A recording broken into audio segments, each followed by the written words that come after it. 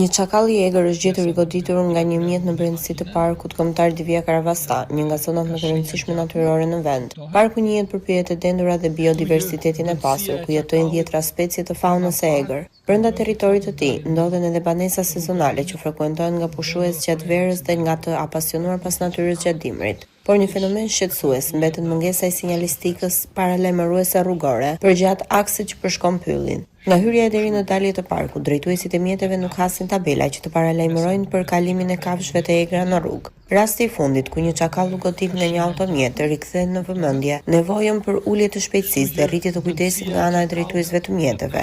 Specialistët theksojnë se në zona të tilla pyjore, kafshët kalojnë shpesh nga njëra anë e rrugës në tjetrën, duke u bërë viktima të aksidenteve. Institucionet përgjegjëse pritet të marrin masa për vendosjen e tabelave njoftuese dhe përmirësimin e sigurisë rrugore brenda parkut, pasi prej vitesh kjo zonë vuan mungesën e sinjalistikës së nevojshme. Mbrojtja e faunës së egër mbetet një përgjegjësi e përbashkët si autoriteteve ashtu edhe e çdo qytetari që qarkullon në këtë zonë të mbrojtur natyrore.